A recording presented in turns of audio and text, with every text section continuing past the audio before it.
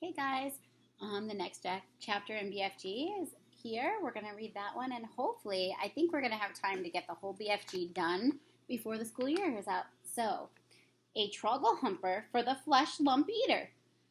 He is always having 50 winks before they go scumpering off to hunt human beings in the evening, said the BFG. He stopped for a few moments to let Sophie have a better look.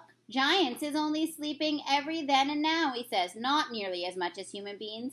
Human beings is crazy for sleeping. It is ever occurring to you that human beings who is 50 is spending about 20 years sleeping fast? I must admit, that never occurred to me, Sophie said. You should allow it to occur to you, the BFG said. Imagine it, please. This human being who says he is 50 has been fast asleep for 20 years and is not even knowing where he is. Not even doing anything. Not even thinking. It's a funny thought, Sophie said. Exactly, the BFG said. So what I is trying to explain to you is that human being who says he is 50 is not 50. He is only 30. So what about me, Sophie said. I am 8. You is not 8 at all, said the BFG. Human being babies and little children is spending half their time sleeping. So you is only 4. I'm 8, Sophie said. You may think you is 8, said the BFG, but you has only spent 4 years of your life with your little eyes open. You is only 4, and please stop higgling me. Twitchy little snipper whippers like you should not be higgling around with old sage and onions who is hundreds of years more than you. How much do giants sleep? Sophie asked. They is never wasting much time snoozing, said BFG. 2 or 3 hours is enough. When do you sleep? Sophie asked. Even less, the BFG answers. I is sleeping only once in a blue baboon. Sophie, peeping out from her pocket, examined the 9 sleeping giants. They looked even more grotesque than when they were awake. Sprawled out across the yellow plain, they cover an area about the size of a football field. Most of them were lying on their backs with their enormous mouths wide open, and they were snoring like foghorns. The noise was awful. Suddenly, the BFG gave a jump in the air. By gum, frog, he said, I just having the most wopsily whiffling idea. What? Sophie said. Wait, he cried. Hold your horse feathers. Keep your skirt on. Just you wait to see what I was going to bring about. He galloped off fast to his cave, with Sophie hanging on tight into the rim of his pocket. He rolled back the stone and entered the cave. He was very excited. He was moving quickly. You stay here. You is in my pocket. Huggy bee, he said.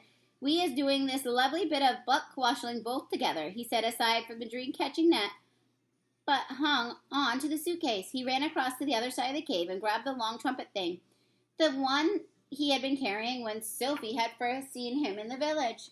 With the suitcase in one hand and the trumpet in the other, he had dashed out of the cave.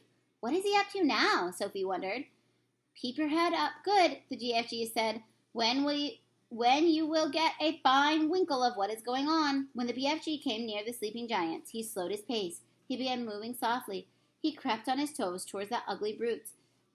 They were still snoring loudly. They looked repulsive and filthy, diabolical. The BFG tiptoed around them.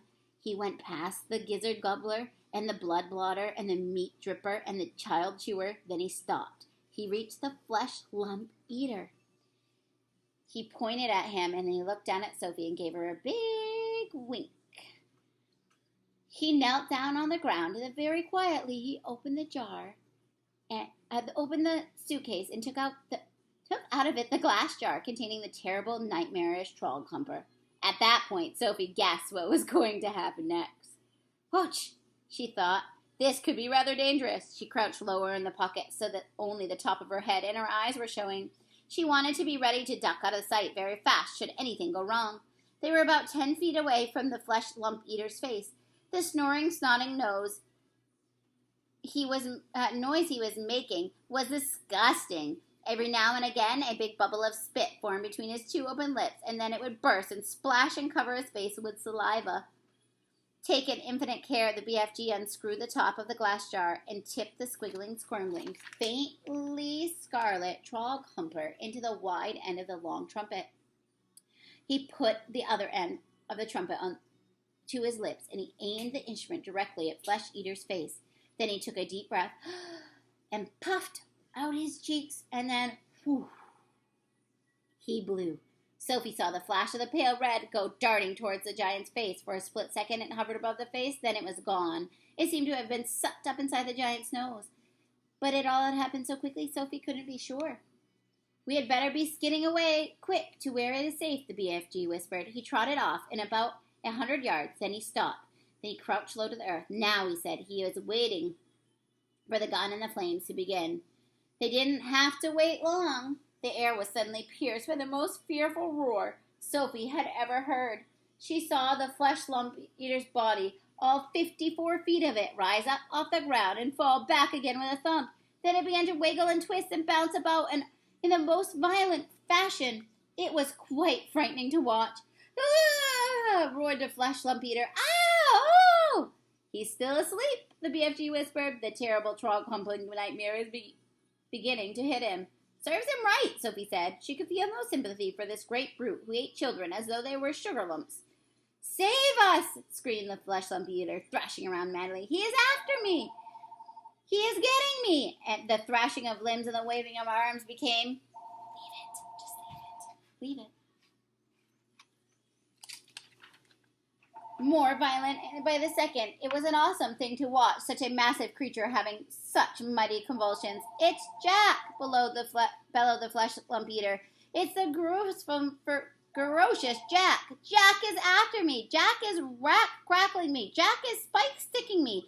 Jack is splash plunking me! It is a terrible fight swiping Jack!" The flesh lump eater was writhing about all over the ground, like some colossal tortured snake. "Oh, spare me, Jack," he yelled. "Don't hurt me, Jack!" "Who is Jack he's going on about?" Sophie whispered. "Jack is the only human being all giants is frightened of," the BFG told her. "They is all absolutely terrified of Jack. They is all hearing that Jack is a famous giant killer." "Save me!" screamed the flesh lump eater. "Have mercy on this poor little giant. The beanstalk, he's coming at me with his terrible spike-sticking beanstalk. Take it away. I is begging you, Jack. I is praying you not to touch me with your terrible spike-sticking beanstalk." "Us giants," the BFG whispered, "is not knowing very much about this dreaded human being called Jack. We is knowing only that he is a famous giant killer and that he is owning something called a beanstalk. We is knowing also that the beanstalk is a fearsome thing and Jack is using it to kill giants." Sophie couldn't stop smiling. "What is you giggling at?" the BFG asked her, slightly nettled. "I'll tell you later," Sophie said.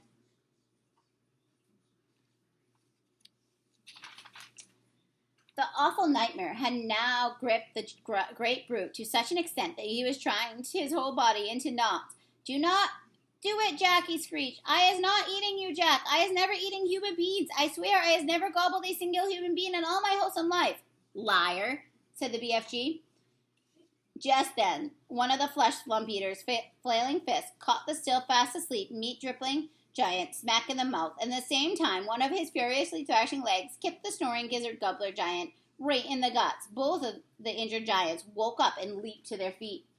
"He is swiping me right in the mouth," yelled the meat dripper. "He is swallowing me smack in the gut," shouted the gizzard gobbler. The two of them rushed at the flesh lump eater and began pounding him with their fists and feet.